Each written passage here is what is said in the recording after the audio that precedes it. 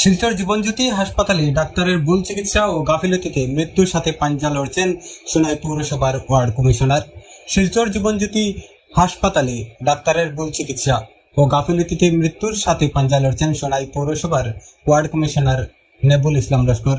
শিলচর জীবনজ্যোতি হাসপাতালের নিউরো চিকিৎসকের বিরুদ্ধে বিভিন্ন অভিযোগ তুলে সাংবাদিক সম্মেলন সোনাইয়ের একাংশ সচেতন নাগরিকের। শিলচরের একাংশ বেসরকারি হাসপাতালে মোটা অঙ্কের বিনিময়ে চিকিৎসা পরিষেবা প্রদান করলেও চিকিৎসায় বিসঙ্গতি, এ নিয়ে সরব হলেন এবার সোনাইয়ের সচেতন নাগরিকরা। বৃহস্পতিবার বিকেলে সোনাইয়ে সাংবাদিক সম্মেলনের আয়োজন করে জীবনজ্যোতি হাসপাতাল ও নিউরো চিকিৎসক ডক্টর সম্বুদ্ধ দরের বিরুদ্ধে নানা অভিযোগ উত্থাপন করে সমাজসেবী আওলাদ হোসেন লস্কর বলেন, সোনাই পৌরসভার 8 নম্বর ওয়ার্ড কমিশনার মাসখানেক আগে শিলচর জীবনজ্যোতি হাসপাতালে নিউরো চিকিৎসার জন্য ভর্তি হন। চিকিৎসক ডক্টর সম্বুদ্ধ দর তার সার্জারি করেন এবং পরে সার্জারির 5 দিন পর বাড়িতে গেলে হঠাৎ বাথরুমে যাওয়ার সময় অচেতন হয়ে পড়েন নেবুল।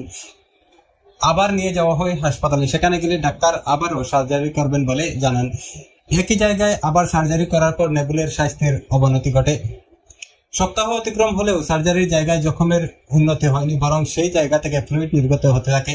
ডাক্তারবাবু জানান, আবার সার্জারি করে সেই জায়গায় ড্রেনে পাইপ বসানো হবে, এই বলে সম্পূর্ণ সার্জারির জায়গায় পুনরায় অপারেশন করেন।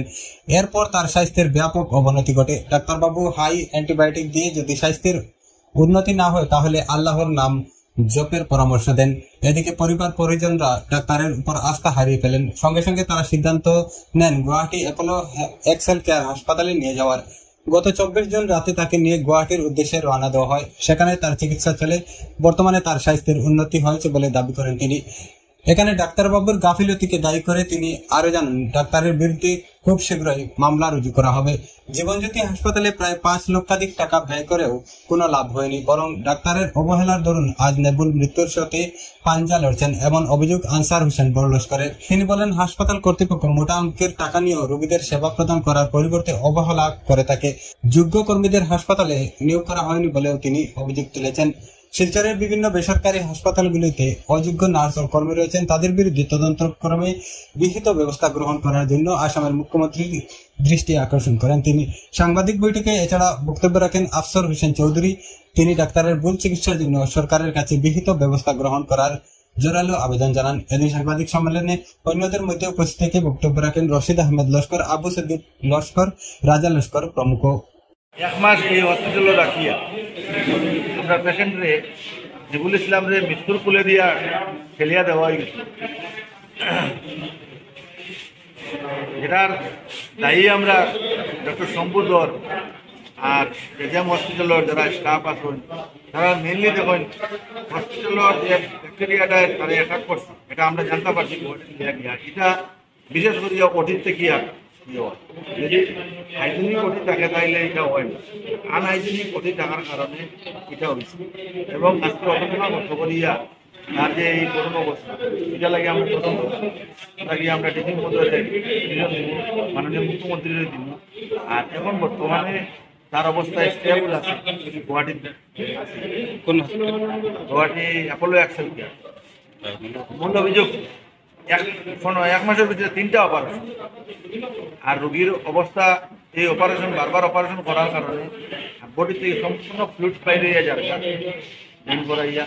আর একটা কারণে অপারেশন করা হয়েছে, এখন দেখা যায় অন্য কারণে ইনফেকশন। জীবনজ্যোতি হসপিটাল শিলচর 8 নম্বর ওয়ার্ড কমিশনার নেবুল ইসলাম লস্কর মহাশয় যেটা অপারেশন ফার্স্ট টাইম করা হয়েছিল, স্পাইডাল অপারেশন, যেটা কমরের মধ্যে অপারেশন, যেটা অপারেশন ফার্স্ট টাইম সম্বুদ্ধর মহাশয়ের কাছে করার পরে সম্বুদ্ধর মহাশয় পুরো সাকসেস হয়ে গেছে। কিন্তু আমরা সম্বুদ্ধর মহাশয়ের ফেসবুক আইডিতে আমরা দেখছি যে এই অপারেশনটা সাকসেস মানে বিলিভ কোনোদিন হয়েছে না, এটা টাইম রিভিউ দিয়েছেন সম্বুদ্ধর মহাশয়। কিন্তু কোন কারণে জানে বলি সাকসেস হয় না হইয়া আজকে এখানে শিলচর জীবনজ্যোতি হসপিটাল নেবুল ইসলাম মহাশয়ের ফার্স্ট টাইম অপারেশন করা হয়েছে, সেকেন্ড টাইম আবার মানে ইনফেকশন হয়ে গেছে অপারেশন করা হয়েছে, থার্ড টাইম আবার অপারেশন করা হয়েছে। থার্ড টাইম অপারেশন করার পরে হঠাৎ রাত্রে 10টার সময় ডাক্তার হঠাৎ ইয়া পয়েন্ট যে এই পেশেন্ট রিকভারি হইত না, 99% পেশেন্ট মানে রেস্টোর হয়ে গেছে, রিকভারি হইত না। অ্যান্ড দ্য মোমেন্ট আমাদের শারুর ভাই এবং ঋতু ভাই একটা ডিসিশন নিয়েছেন যে গুয়াহাটিতে নেওয়ার জন্য এক্সেল কেয়ারে নিয়েছেন। সেখানে নেওয়ার পর আজকে নেবুল ভাই কন্ডিশন অনেক ভালো। তো আমি এটাই বলবো যে ডক্টর মহাশয় কেন মানে কোন ইন্টেনশনে এই অপারেশনটা করেছেন, আজকে আমরা নেবুল ভাইকে মৃত্যুর মুখে ঠেলে দিয়েছেন। এটার জন্য আমি আমাদের হেমন্ত বিশ্ব শর্মা মহাশয় এবং আমাদের ডিসি মহাশয়কে অনুরোধ রাখবো এটা তদন্ত করার জন্য। আর আমি বিশেষ করে বরাকবিলির প্রত্যেক জনসাধারণকে অনুরোধ করবো শম্ভুধরকে এড়িয়ে চলার জন্য। কারণ আমরা দেখেছি, আমরা অনেক অ্যাডভার্টাইজে মানে দেখেছি বা পেপার পত্রিকায় দেখেছি শম্ভুধর কে অ্যাডমিশন দেওয়া হয়েছিল শিলচর মেডিকেল কলেজে রুগী দেখার জন্য, কিন্তু উনি বর্তমানে জেজেম হসপিটাল সেটা এসব সময় ব্যস্ত থাকেন। তাই আমি আমাদের বরাকবিলির প্রত্যেক জনসাধারণের কাছে অনুরোধ রাখবো যে নিউরো প্রবলেম হলে শম্ভুধরকে এড়িয়ে চলার চেষ্টা করবেন, কারণ উনি প্রফেশনাল একজন কিলার ডক্টর হয়েছেন, যেটা আমি 7 দিনের মধ্যে দেখেছি। জীবনজ্যোতি হসপিটালে আমাদের 2-3টা লাশ বের হয়ে গেছে শম্ভুধরের কাছ থেকে। আপনারা জানেন সোনাইয়ের একজন 7 দিন আগে বদরুল হক লস্কর সাংগঠনের উনি মৃত্যু হয়েছে, আজকে নেবুলকে মৃত্যুর কুলে ঢেলে দিয়েছেন। আমরা জানি নেবুল ইসলাম লস্কর সোনাইর 8 নম্বর ওয়ার্ড কমিশনার, যিনি উনি বিগত কয়েকদিন থেকে শিলচর জীবনজ্যোতি হসপিটালে অ্যাডমিশন নিয়েছেন। তারপরে ওনারে মানে সিজার করা হয়েছে। আপনারা জানেন ব্যাক পেইন হয়েছিল, না সিজার করা হয়েছে, মানে ওনার একটা প্রবলেম হয়েছিল মানে সমলের মধ্যে। তারপরে ডক্টর শম্ভুধর জীবনজ্যোতি হসপিটালে ডক্টর শম্ভুধরে তাকে সিজার করার পরে এই সিজারটা সাকসেস হয়েছে না, আবার 3টা সিজার এক ব্যক্তিরে করা হয়েছে। তারপরে পেশেন্টের অবস্থা খুব খারাপ, নিজে হওয়ার পরে ডক্টরে নিজে করেন আজকে আমি এখানে সিজার করলাম। সিজারের আগে তো মানুষটা ভালো আছে, সিজার করার পরে মানুষটা আরো অবস্থা খারাপ হয়। তারপরে হঠাৎ করিয়া ওনার বন্ধু বান্ধব আত্মীয় স্বজন সবাই মিলিয়া জীবনজ্যোতি হসপিটাল থেকে উনি গুয়াহাটি রেফার করেন। গুয়াহাটি লইয়া যাওয়ার পরে আমি নিজে গুয়াহাটি গেছি, কেন আরো বহুত মানুষ আসলা এবং সোনাই বিধায়ক আসলা। আমরা ওনারে দেখছি, দেখার পরে দেখছি ওনার অবস্থাটা খুব বেশি খারাপ। তারপরে আমরা সবাই ডাক্তারের লোকে এখানে গুয়াহাটি মাতিয়া একটা মোটামুটি একটা সুস্থ বা পাইছে। আমার আশা, আমার বিশ্বাস নিগুল ভাই আমরা মাঝে সুস্থ যে বলিয়ে আইবা। কিন্তু জীবনজ্যোতি হসপিটালে যে ঘটনাটা হয়েছে সেটা অত্যন্ত নিন্দনীয় এবং ধিক্কারজনক।